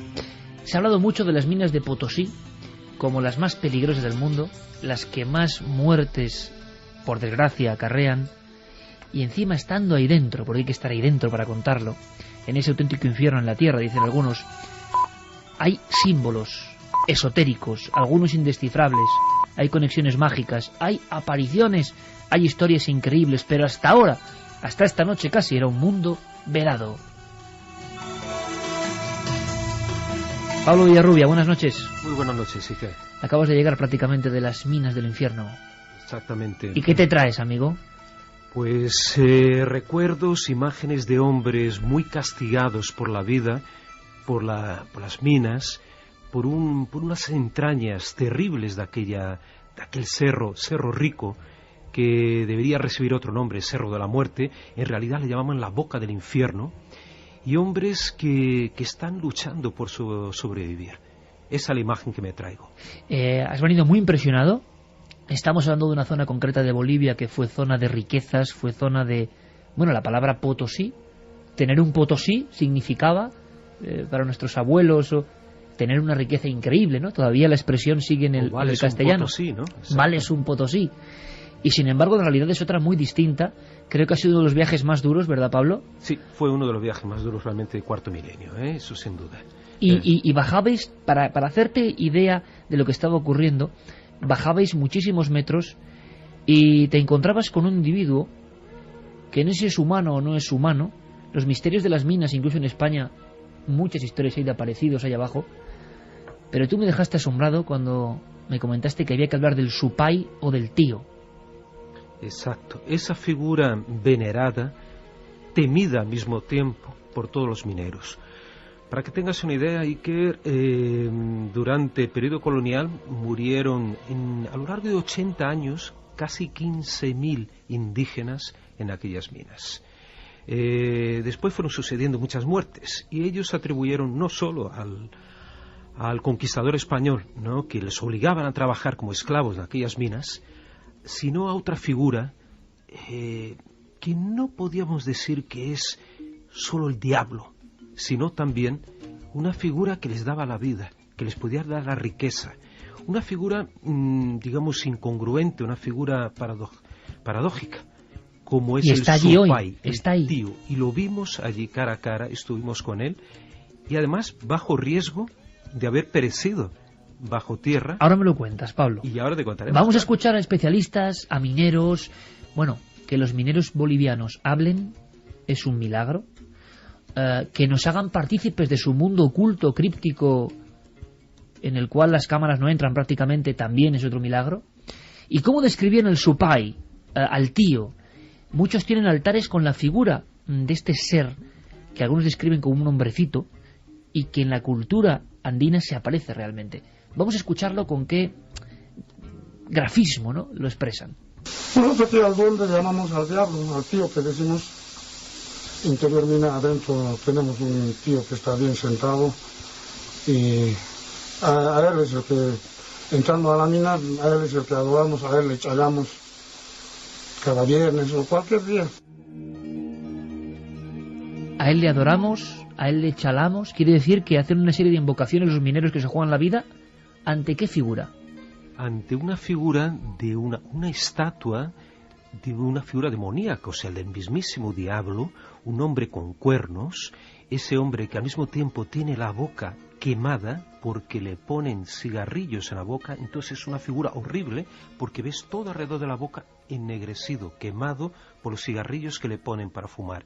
En su mano sujeta un vaso con licor, aguardiente, el alcohol que le dan también para chayar, como dicen ellos, que son las ofrendas. Vamos a chayar, vamos a darles ofrendas a este. Hojas de coca a su alrededor, que son también otras de las ofrendas para esta entidad que tiene forma, como digo, del mismo diablo, con cuernos, con patas de cabra, de macho cabrío, o sea, la figura del mismo demonio. Pero hay otra figura también del supay, que a lo mejor está en uno de los cortes, que es la de un hombre, un anciano, que con su ropa raída, con su pequeño poncho, deambula por aquellas cuevas como un ser espectral, fantasmal, y al mismo tiempo, si te encuentras a este hombre te puede ofrecer la riqueza, te puede enseñar una veta de plata, te puede entregar incluso la plata en tus manos para que te la lleves y enriquezcas. Hay muchas historias, incluso de los mineros españoles. Nuestro compañero Luis Álvarez, si recordáis, recopiló algunas, con ellos hablando, una aparición en Asturias, terrible, porque veían, si no recuerdo mal, a un individuo de pelo largo como herido, y creían que era un minero que se había matado tiempo atrás, en los años 60, que se aparecía subiendo por la bocamina. Nuestros compañeros bajaron a las minas y recogieron muchas informaciones, muchas voces, a estas horas a veces difíciles de entender. Estamos bajo la tierra, estamos en la Bolivia profunda, y estamos hablando de gente que hace ciertos ritos de los que casi nadie sabe nada. Como le digo, en adentro a él le veneramos para que nos cuide, para que no nos pase nada, para que nos dé también mineral que aparezca. Para eso, entonces, siempre hagamos a él. Bajasteis muchos metros, pasasteis bastantes inclemencias, ibas con un tipo tan bragao como nuestro compañero Marcos Macarro, y estuvisteis a punto de abandonar, hay que decirlo también, ¿no? Sí, porque la sensación, y que estamos hablando de una de las, por ejemplo, de las minas la mina Candelaria, es una mina artesanal, estamos hablando de una mina cooperativa, una mina fundada hace más de 500 años, una mina muy antigua, una de las pocas de estas tan antiguas que todavía siguen en funcionamiento. El gran problema que tienen es la ventilación, o sea, cómo llevar el aire al interior. Entonces yo te digo, hubo un momento, y te confieso aquí, y lo dije a mi esposa, Monse, que casi eché la toalla, porque en el momento que fui a entrar en una de las cuevas donde estaba uno de los supais, uno de los tíos, para fotografiarlo, tuve que reptar por menos de 50 centímetros de altura, un túnel, un pequeño pasadizo, y sentí la ausencia de aire ahí dentro, o sea, simplemente no había aire.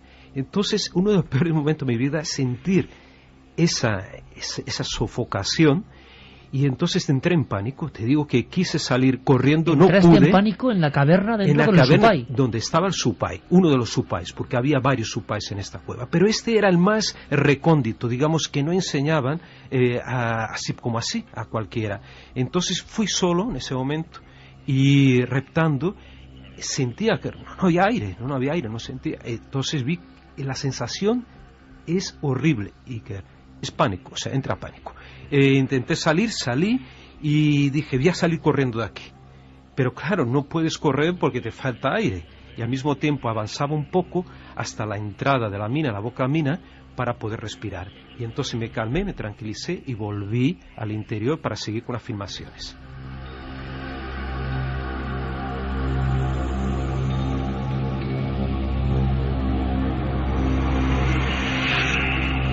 Sí, Javier. El sitio es peligrosísimo porque están surgiendo noticias, por ejemplo, de este mismo viernes, donde 2 mineros han muerto aplastados en esas minas. Vamos a ver, me quieres decir que donde ha filmado los que está contando Pablo ahora, este viernes ha muerto gente. En un sitio llamado, en el interior de estas cuevas, del Ferro Rico, en un sitio llamado el Socavón de Santa Nicolasinta. Que estaba al lado, sí. Sí, pues 2 mineros han muerto aplastados por una explosión este viernes. Por lo tanto, esto adquiere un valor, en el buen sentido, también de homenaje. Porque hay gente que, malviviendo, está tocando el misterio. Fíjate, Javier, Santi, Carmen. Pablo, una vez más, a mí me ha puesto los pelos de punta, porque yo sé lo que es Pablo, y que cuente esto le cuesta, no le gusta tampoco contarlo así como así. Sensación de pánico. Pero la descripción que has hecho es que es muy parecida a la que uno siente en ciertas cuevas rupestres. Las claves, mágicas o no, diabólicas o no, ¿dónde están, Carmen? Al final de las cuevas. Siempre. Donde hay que reptar. Donde tienes muy poco espacio, vas dando con la cabeza casi en el techo y el pecho lo vas arrastrando por el suelo. Cuando uno va por la caverna conocidísima de Altamira y tan desconocida al mismo tiempo, donde están esas áreas que nunca se enseñan, y repta y la cabeza toca con el techo, y en el techo están marcadas las manos de niños de hace miles de años, y llega a una covachuela final donde casi no hay aire, se encuentra que las paredes casi conforman unas formas que los prehistóricos, los hombres paleolíticos, dibujaron, por ejemplo, el hombre con cara de bisonte o el humanoide casi de piedra que te está mirando. Y muchos, yo estando allí, imaginaba la sensación que tenía el chamán en solitario con su antorcha, llegando hasta ese lugar, el útero de la tierra. En Bolivia, en las minas, los lugares de culto tienen la misma estructura, y seguro que casi nadie ha caído en esto, ¿no? Hay una sensación del rito de que casi se tiene que sufrir para enfrentarse a esas figuras. Sí. Cuéntanos más del supay, porque es que encima en las mismas minas ha habido apariciones. Dentro de las minas, los mineros contaban historias de aparecidos. Incluso uno de los mineros, bueno, este señor que hablaba, notabais que tenía la voz como alterada, y eso porque en ese momento en que entrevistábamos estaba coqueando, estaba con las hojas de coca formando una bola en todo el carrillo, ¿no?, para poder soportar, digamos, aquellas condiciones, o sea, la falta de aire, ¿no? Bueno, falta de aire que se ve fuera también, porque son 3.800 metros de altura esa zona. Claro. Exactamente, ya íbamos con el cuerpo, ¿no?, alterado por el soroche. Soroche, ¿no?, que era otra cosa que era... El mal de altura, ¿no?, que es terrible, ¿eh? Lo pasas mal, ¿no?, hasta que no te acostumbres. Por eso ese lugar lo tiene todo. Claro, o sea, minas, cosas ancestrales, y en uno de los lugares más inhóspitos de la Tierra para vivir. Sin duda, y a pesar que la ciudad colonial es una maravilla, y recomiendo vivamente que la gente conozca Potosí, una de las ciudades más extraordinarias coloniales de todas las Américas. Y, como te decía, o sea, dentro de estas cuevas, estos hombres, entonces, tienen que beber, ellos creen que bebiendo mucho alcohol, de esa forma también están agradando al supay, al tío, que en realidad es una palabra quechua que ellos intentaban decir la palabra Dios, pero no, en quechua no existe la letra D, entonces salía Dios, tío en realidad. Y el tío es algo que no es exactamente diablo, pero tampoco es Dios. Es ese ser intermediario, este ser que te abre los caminos de las minas y al mismo tiempo te las cierra, o te hace que las minas, o sea, que la mina conspire contra ti. Un corte que tiene ahora un material de Pablo, una entrevista bajo tierra, que tiene, como digo, un especial valor por lo que ha contado en tiempo real Javier Sierra. Los capataces de las minas y los mineros hablando de los compañeros que tienen que enterrar, pero casi constantemente, ¿no? Muchas han entrado y han salido muertos. Pero en algunas partes de ellas, sin conocerse, entran y ahí han salido. Y algunas veces también se han caído al rajo y también han salido muertos. Y también decíamos apariciones. En este ambiente de muerte, sin oxígeno, claustrofóbico, tal y como lo ha designado perfectamente Pablo Villarrubia, hay historias de cómo la escultura se convirtió en algo que se venía apareciendo. O sea, las apariciones conformaron al final el rito y el mito. Escuchamos. Por ahí alguna vez te encuentras con el tío dentro de la mina, y a veces muchos de los mineros lo dan la forma de una persona más anciana que está caminando dentro de la mina con una suquepina, que es como una mochila, y cuando se topa con esta persona siempre dice: no tienes alcohol, o no tienes cigarrito o coca. Sí, tengo esto. Y le das, pues ese minero viejo te entrega el mineral muy buena que está cargado en la espalda, sin nada más de decirte: toma esto, me diste coca, me diste cigarro, toma, pa. Y se va, y se pierde. ¿Qué simbología es esta? Los mineros hablan de que se encuentran a veces con ciertas figuras. Podemos pensar, las condiciones de altura, el alcohol, la falta de aire, ¿provocan alucinaciones? ¿Las alucinaciones siempre tienen la misma forma? Que no piense en la coca, porque la coca es la hoja de coca que la se hoja masca, de coca, que mascan allí, como has dicho. Y que todos hemos mascado por la altura. Claro. Y tomado infusiones de hoja de coca. Exacto. Pero es singular que en todos estos lugares, también en el viejo mundo, en el viejo continente, las minas más ricas, los yacimientos más importantes, siempre se asocian a apariciones de figuras sobrenaturales. Nuestro folclore está lleno de duendes, por ejemplo, que protegen la entrada a cuevas ricas, por ejemplo, en plata, que es justo el mineral favorito o más extraído en las minas del Potosí, en Bolivia. Aparecidos dentro de las minas, Pablo. Bueno, los mismos indígenas hablaban también antiguamente, en épocas coloniales, y los curas de aquella época, los religiosos, hablaban que su pai era un ángel bueno o malo. Hablaban también que era el demonio o un trasgo. De hecho, yo indagando a uno de los mineros, me decía que era un duende, el tío podía ser también un duende demoníaco, pero al mismo tiempo también que les ayudaba. Bueno, y hablando de ayudas, Pablo, todos nos acordamos aquí de casos de damas protectoras, lo hemos contado, en Albacete, en las proximidades de Orihuela, las historias de niñas que desaparecen y son protegidas por figuras que solo recuerdan la imagen como de algo casi virginal que las protege durante un tiempo. Dentro de las minas y en ese entorno encontráis historias de hombres bragados que por reyertas, imaginaos las reyertas en ese ambiente, aseguran que salvan la vida prácticamente, en ocasiones sí, en otras no, pero después de una de estas visiones. El documento a nivel antropológico creo que es una pequeña joya. Y estando, dice, yo malherido con una puñalada en la garganta que me da el papá de mi novia, dice, entonces aparece, dice, una señora que me ayuda a levantarme, me ayuda a llegar hasta el hospital, ¿no? Y al final dice, la señora que me trajo era la Virgen del Socavón, y su imagen está en una pequeña capilla en la espalda del Cerro Pedregal. Entonces cuando muere, seguramente vienen a ver por curiosidad hasta dónde era cierto, ¿no?, esta historia, y encuentran que la imagen de esa capilla era idéntica a la señora que vive esa noche. Una puñalada en el cuello, una reyerta y la persona que identifica una figura de este tipo, ¿no? Exactamente, y esto en el santuario donde está actualmente el santuario de la Virgen del Socavón. Pero es interesante y ver que cuando entramos, antes de entrar a la mina, a mano derecha de las minas, vas a encontrar siempre una capillita. En todas ellas tienen una capillita.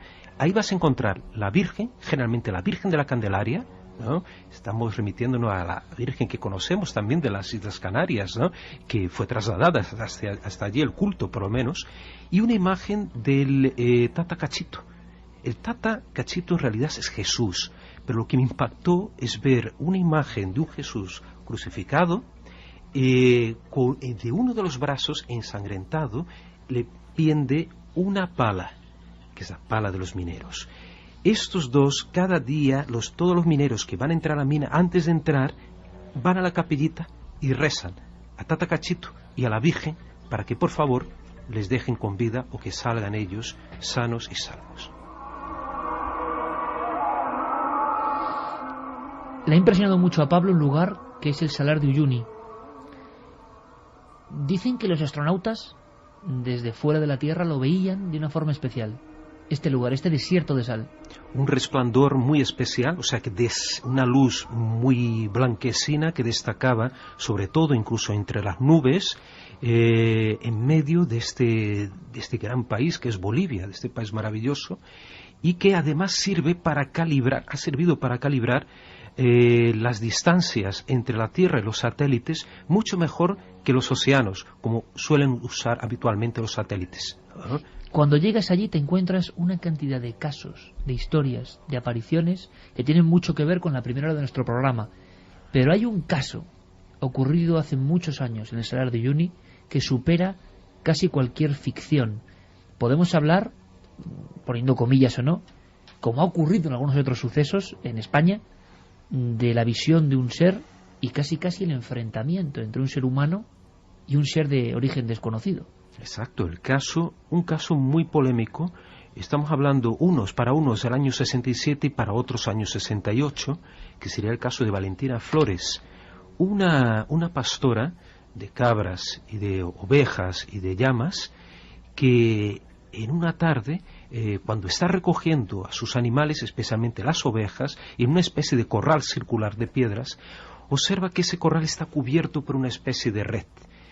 Cuando se acerca, ve a una criatura o un ser de 1 metro de altura aproximadamente, vestido, enfundado en una especie de buzo, con un casco, una mochila a las espaldas y con un extraño objeto tubular en la mano que lanza y que ese objeto alcanza las ovejas y las mutila, provocándoles cortes circulares.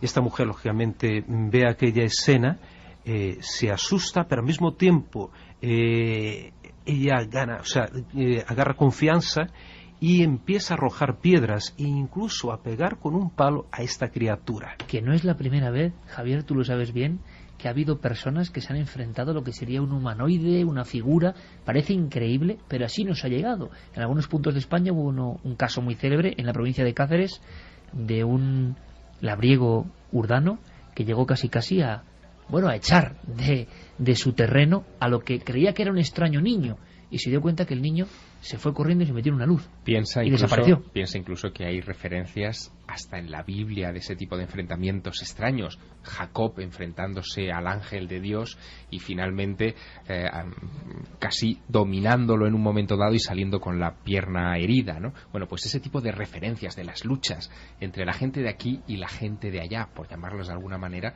son constantes y son desconcertantes. ¿Has logrado, Pablo, hablar con personas como Estela Miralles, que conocían perfectamente la historia? Un milagro que localicé en el mismo día que llegaba a Oruro, esta mujer que es la hija del director del periódico La Patria, que publicó por primera vez la noticia y que mandó un periodista para averiguar la historia. Una red, un ser con casco que causa mutilaciones en los animales en un lugar desolado del planeta Tierra, en aquel momento Oruro, 1967.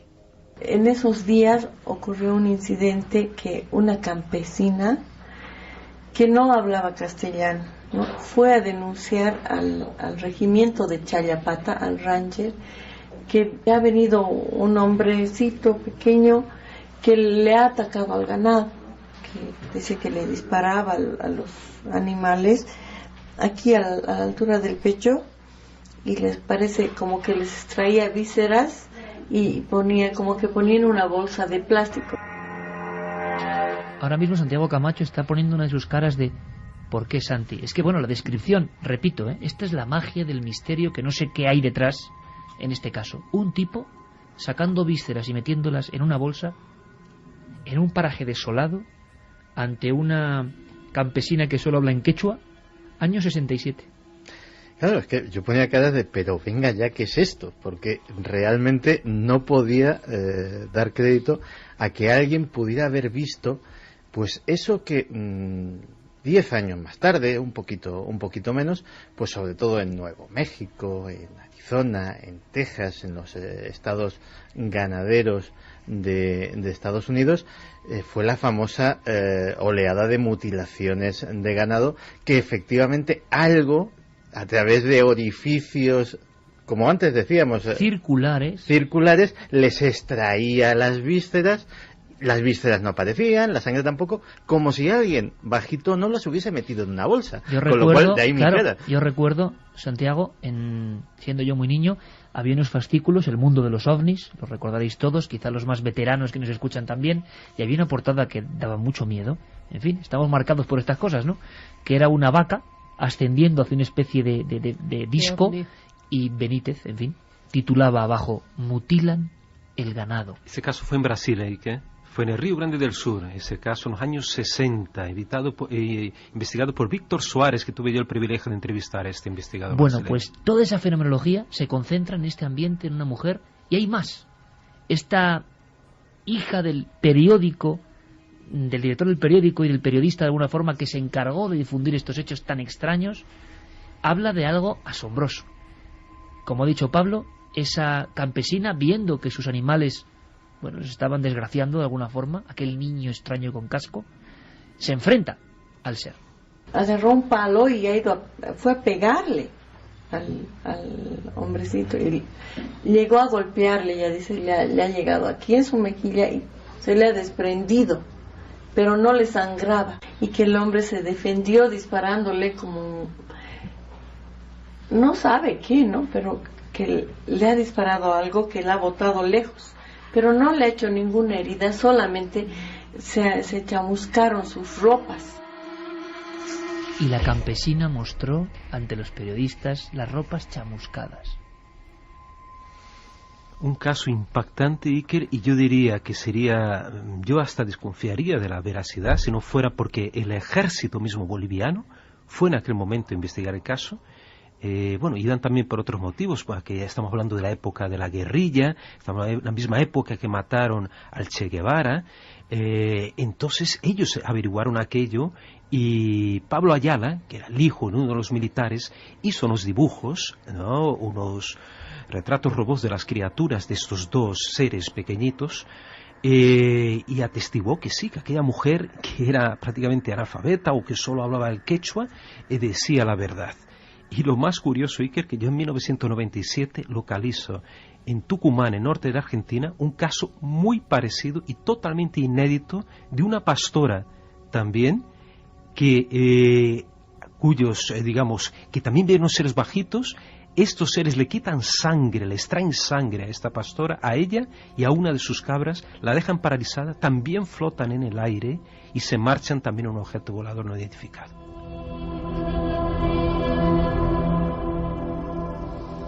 Tan insondable, tan lejano, ¿no?, el misterio de los ovnis, y es que esto tiene que ver con los ovnis, desde luego. Pablo, imagino que más de una noche a tu regreso has vuelto a soñar con la cara del Supay.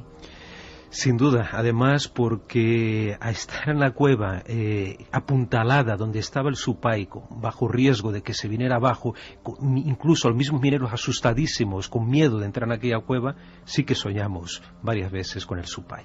Pablo, hermanito, como siempre, un abrazo muy grande, gracias. Y tendremos más noticias de estos lugares asombrosos, increíbles, y que de alguna forma se hacen públicos después de tantos años de secreto. Gracias, compañero, como siempre. Gracias. 2:55. En la tercera hora de Milenio vamos a saber la historia. Se contaba, Santi, que el director del Sexto Sentido tiene una vida marcada por lo paranormal. Ya han sido cientos de mensajes en los últimos años. Que hablemos, por favor, de la historia de este hombre, que hizo una película, yo creo que primordial para entender el miedo y el siglo XX y XXI. Todo el mundo convencido de que había algo misterioso. Qué mejor que descubrirlo hablando directamente con él, ¿no? Pues sí, además es que su filmografía nos ha dado pie para pensar eso, porque anda señales, el sexto sentido, incluso El Protegido. El Incidente. Incluso El Protegido, que es la película de superhéroes más genialmente planteada que he visto en mi vida. Bueno, pues hablaremos con este director. Carlos Largo ha tenido un encuentro con él y se ha encontrado con enormes y formidables sorpresas.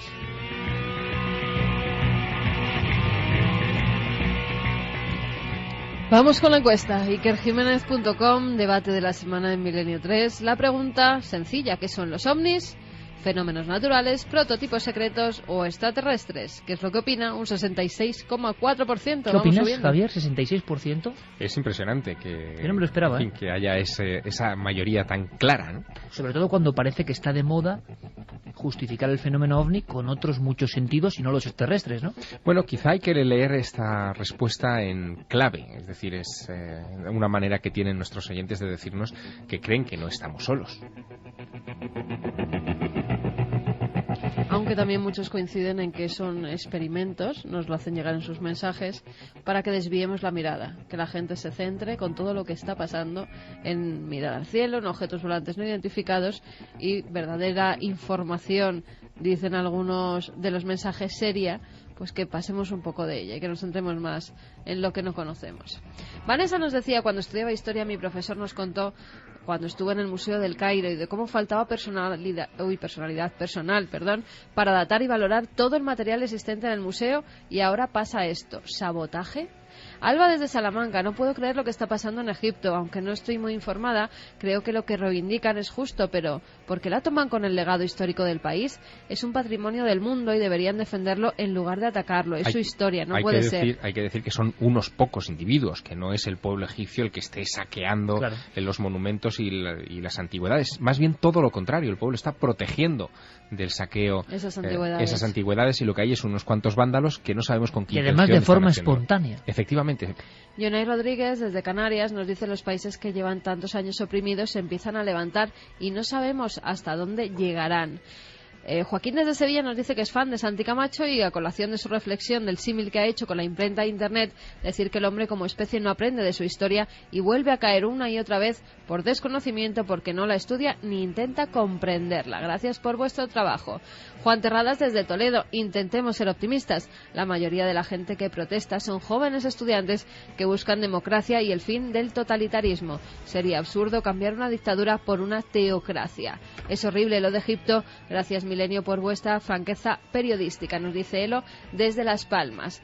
Vanessa también desde Las Palmas: me parece degradante lo que han hecho sobre un material de incalculable valor, patrimonio de nuestra humanidad, pero lo que es peor, quedará impune, si no al tiempo. Felicidades por el programa. Y felicidades a Vanessa porque acaba de tener una sobrinita que se llama Ariana. Pues bienvenida, mira, a la nave. Bendición milenaria para Ariana. Nosotros continuamos, nosotros seguimos con una hora llena de contenidos. Ahora hay que estar atentísimos. El mundo se mueve y lo estamos contando aquí en la SER.